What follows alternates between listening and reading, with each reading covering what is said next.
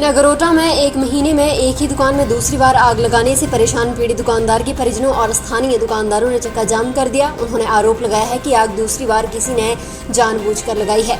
पूर्व में लगी आग की घटना को स्थानीय पुलिस और प्रशासन ने गंभीरता से लिया होता तो ये घटना दोबारा न होती। उधर एएसपी बद्रीनाथ और एसडीएम नगरोटा भगवान शशिपाल नेगी ने मौके पर घटना की गंभीरता से जाँच करने का आश्वासन देकर लोगों को शांत किया। इसके बाद यातायात व्यवस्था को सुचारू बनाया गया।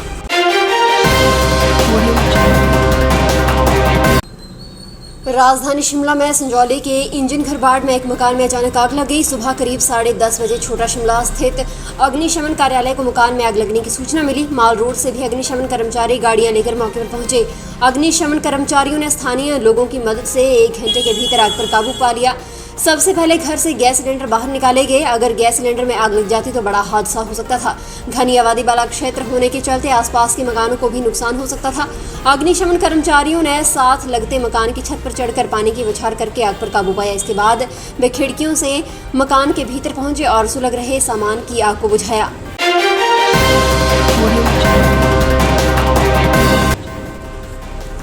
मुख्यमंत्री जयराम ठाकुर ने की जिला सिरमौर के नौहराधार में राजकीय डिग्री महाविद्यालय खोलने की घोषणा।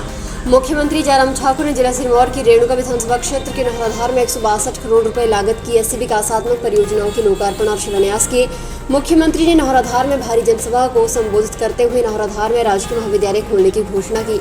उन्होंने हरिपुरधार में हिमाचल प्रदेश राज्य विद्युत बोर्ड का उपमंडल खोलने, हरिपुरधार में 33 केवी सब स्टेशन, चारना में 132 केवी सब स्टेशन और अटल आदर्श विद्यालय खोलने की घोषणा की। उन्होंने संगड़ा देवरघाट के राजकीय प्राथमिक पाठशाला को स्तरोन्नत करने, राजकीय माध्यमिक पाठशाला पनियाली को राजकीय उच्च पाठशाला में, राजकीय उच्च पाठशाला नेहसबार को राजकीय वरिष्ठ माध्यमिक पाठशाला में स्तरोन्नत करने की घोषणा की। उन्होंने प्राथमिक स्वास्थ्य केंद्र हरिपुरधार को सामुदायिक स्वास्थ्य केंद्र में स्तरोन्नत करने, भाड़ी में प्राथमिक स्वास्थ्य केंद्र खोलने और चारना स्थित पशु औषधालय को पशु अस्पताल में स्तरोन्नत करने की भी घोषणा की।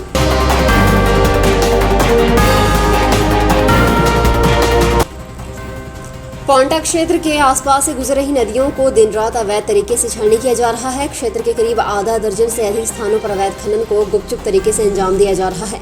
अवैध रूप से नदियों से उठाई जा रही खनन सामग्री से राज्य को भी भारी राजस्व का चूना लगाया जा रहा है।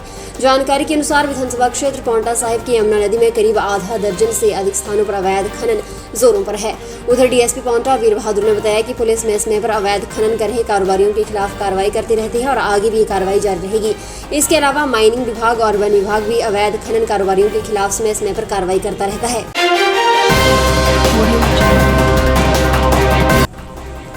एक साल बाद मां रेणुका और पुत्र परशुराम के अलौकिक और पारंपरिक मिलन के साथ ही शनिवार को अंतर्राष्ट्रीय रेणुका मेले का भव्य आगाज हुआ। मुख्यमंत्री जयराम ठाकुर ने शोभा यात्रा की अगवानी करते हुए मेले का शुभारंभ करने के साथ देव पालकियों को कंधा दिया। इस परंपरा के साथ 7 दिन चलने वाले अंतर्राष्ट्रीय रेणुका मेले का आगाज हो गया है। मेले में जामुकोटी, कटहा, शीतला, मंडला और माशु से 4 देवता शिरकत कर रहे हैं। देव पालकियों को ददाहू स्थित खेल मैदान में लाया गया। यहाँ से पारंपरिक वाद्य यंत्रों और ढोल नगाड़ों की थाप के बीच रेणुका जी तक भव्य शोभा यात्रा निकाली गई। कोरोना से बचाव के लिए इस बार रेणुका झील में स्नान से पहले श्रद्धालुओं की थर्मल स्क्रीनिंग की जा रही है। मुख्यमंत्री शनिवार सुबह नौहराधार में हेलीकॉप्टर से उतरे। उसके बाद करीब 3 दर्जन योजनाओं के उद्घाटन और शिलान्यास किए। सब्सक्राइब करें हमारे YouTube चैनल को और ताज़ा खबरों की नोटिफिकेशन पाने के लिए प्रेस करें बेल आइकन को।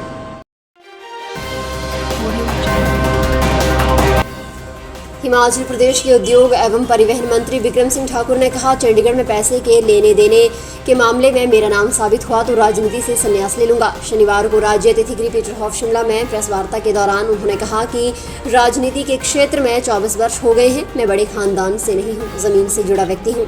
बीते दिनों सोशल मीडिया पर सुर्खियों में रही अटकलों पर विराम लगाते हुए उद्योग मंत्री ने कहा कि सिर्फ नाम खराब करने के लिए इस तरह की अफवाहें उड़ाई जा रही हैं। ठेस पहुंचाने के लिए इस तरह की चर्चाओं को प्रसारित किया जा रहा है। बता दें कि बीते दिनों प्रदेश के एक राजनेता के करीबी पर चंडीगढ़ हिमाचल भवन में छापे की खूब चर्चा रही। ग्रामीण विकास और पंचायती राज मंत्री वीरेंद्र कंवर ने कहा कि रविवार को हिमाचल प्रदेश में 2539 मीट्रिक टन खाद पहुंच रही है।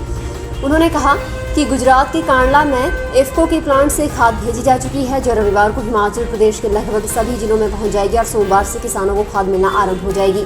वीरेंद्र कंवर ने कहा कि राज्य में खाद की कोई कमी नहीं है, लेकिन इस बार कुछ किसानों ने समय से लगभग 20 दिन पहले फसल की बिजाई कर दी। इसके बावजूद सरकार ने किसानों की आवश्यकताओं को देखते हुए सभी प्रबंध समय पर रहते पूरा कर लिए। उन्होंने कहा कि जिला ऊना के लिए 460 मीट्रिक टन खाद इफ्को के माध्यम से और 70 टन खाद हिमफेड से रविवार को पहुंच रही है, जिसका वितरण सोमवार से सोसाइटियों के जरिए आरंभ होगा।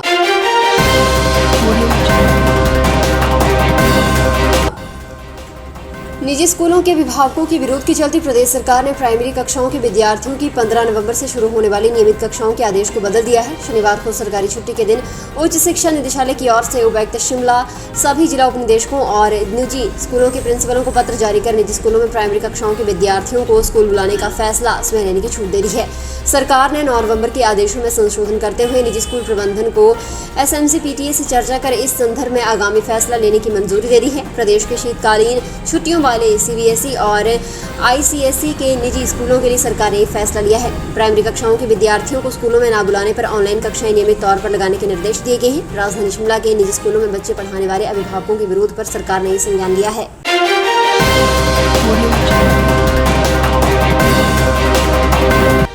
उपायुक्त सोलन कृतिका कुल्हारी ने कोविड-19 टीकाकरण की द्वितीय खुराक का 100% लक्ष्य प्राप्त करने के संबंध में आवश्यक आदेश जारी किए हैं। उपायुक्त सोलन कृतिका कुल्हारी ने बद्दी बिरोटीवाला, नालागढ़, परवाणु, कसौली और सोलन उपमंडल में स्थापित सभी औद्योगिक इकाइयों को संबंधित स्वास्थ्य अधिकारियों से संपर्क स्थापित कर अपने अपने संस्थान में कार्यरत कामगारों और कर्मचारियों का कोविड-19 से बचाव के लिए दूसरी खुराक का टीकाकरण 24 नवंबर 2021 की निर्धारित अवधि तक सुनिश्चित बनाने के निर्देश दिए हैं। आदेशों में स्पष्ट किया गया है कि सोलन जिला में कार्यरत सभी औद्योगिक संस्थानों के वरिष्ठ अधिकारी, प्रोत्साहक, सेवा प्रदाता, कच्चे माल के आपूर्तिकर्ता और विभिन्न औद्योगिक इकाइयों के निरीक्षण प्राधिकरण जिला में आवागमन के दौरान कोविड-19 से बचाव के लिए दूसरी खुराक के टीकाकरण का प्रमाण पत्र अपने साथ रखें।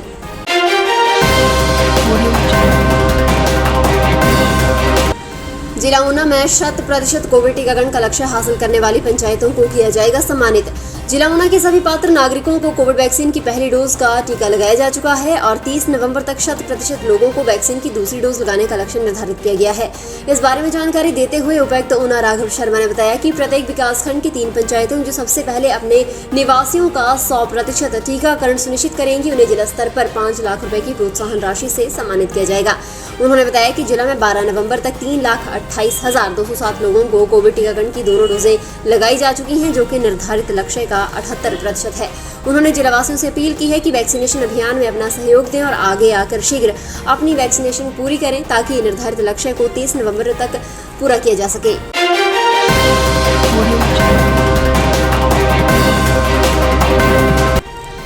फिलहाल के लिए बस इतना ही और बड़ी खबरों के लिए बने रहने सुपर भारत के साथ।